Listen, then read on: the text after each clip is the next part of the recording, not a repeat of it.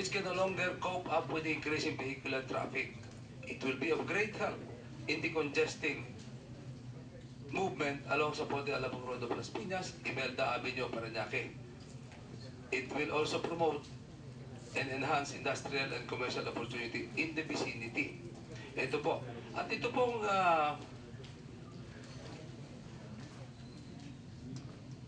ayan, ito. Normal po yan.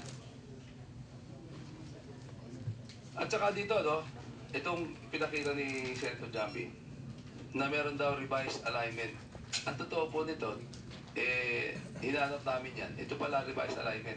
This refers to nilipat ng konti yung bridge. Yung bridge nilipat dahil sa nag-request ang LRTA na dadaan din daw sila. Kaya ang nag-request po ng alignment na yan, ito sinasabi, ang LRTA para sila, para maiayos yung kali na makakadaan ng LRT kung sakasakali matuloy yung project.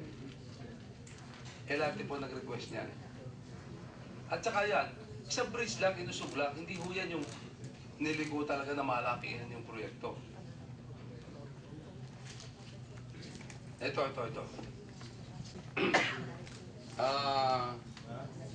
Ito. Except, this project was not rerouted as it followed the original route. Pinalo po original route or alignment proposed, except for the location of one bridge whose center line was slightly shifted in the upstream direction. Ganyan. To rotate, etc. In order not to create conflict with the proposed alignment of LRT Line 1. Para po wag mag-conflict sa LRT Line 1.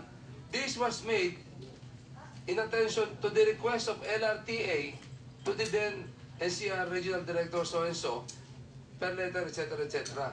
But even with this slight change, the right of way was still maintained.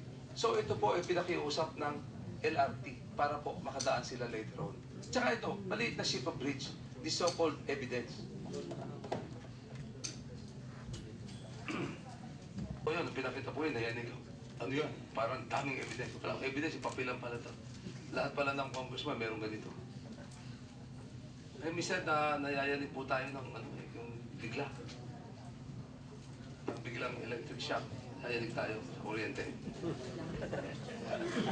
Oh, okay. Can we have the last question na, Abi? Last two.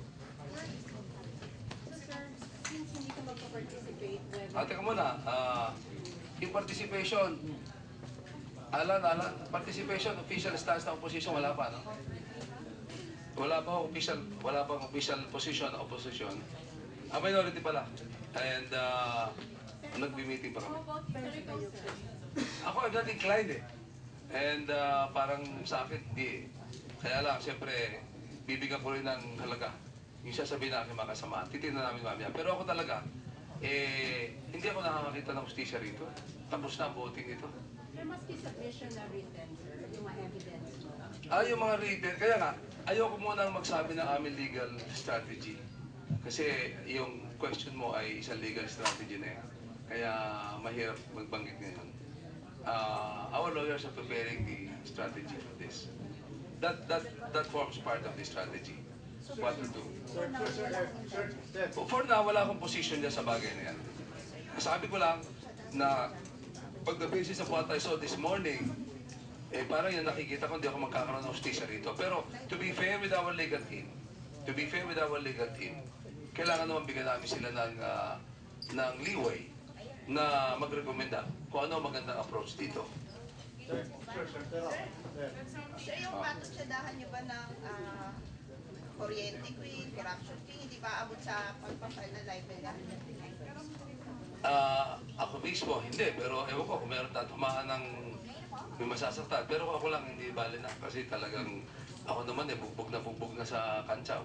At napakarami ko ng inaabot. Ako naman nagpapasensya na. At ayoko nang bigyan pa ng pansin o dignify yung mga ganyang mga statements. Ako yung Florante, sir. Florante. Last na yan, ha? Since nasira yung pangalan yung reputation nyo, after naman patunayan na walang ebidensya, against, pa-file ba kayo ng case sa court yung parang maparusahan dito mga tao? Ako masyado naman ako na-appeal dito eh. Ako nga sinasabi ko, pinagtulungan naman ako talaga dito. Maliwanag naman na lahat ng mga presidential talagang marundog ang hangarin na palakihin itong issue na ito maski wala naman talaga. Kaya ngayon, hindi naman tama na parati akong mananahimik.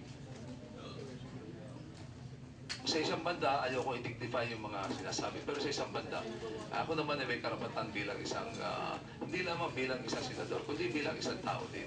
Bilang isang Pilipino na hindi naman dapat yuyurakan natin ang ating karapatan. Hindi naman tayo dapat mapapahiya ng ganito na talagang maliwanag naman na hindi siraan ako dito. Kaya, I reserve my rights na gumawa dito ng dapat gawin. At yan ay naghihintay naman ako sa aking mga abogado rin at kasamahan sa minority. Ngayon ako po ay magpapasalamat. O, isa pa. Sir, hindi raw po ba kayo nag-worry na baka ma-expel kayo dito sa Senate? At baka maapektuhan ng kandidato? Ay, hindi po. Ako wala akong problema dyan. Ako talagang buong buhay ko. Napakaraming, very colorful life ko eh. Talagang napakarami ako mga problemang hinaharap na ganito, mga crisis na ganito. At wala akong kaproblema dyan sa bagay na yan. Kung ma-suspend, ma-expel, o whatever, ako ay handa dyan. At hindi ako natatakot sa mga ganyan-ganyan mga bagay. At bagamat hindi naman ako naniniwala na aabot dyan, pero kung umabot man dyan, wala akong problema. Basta ginagawa ko para sa bayan po yan, diretso ang aking pananagutan sa bayan. But well, of course, I reserve my rights sa ating sistema kung ano yung aking gagawin pag nangyari yan. Subalit personally, ay sa palagay ko, tungkol sa presidential election po ito nangyayaring ito. Wala akong duda na this is about 2010 presidential elections.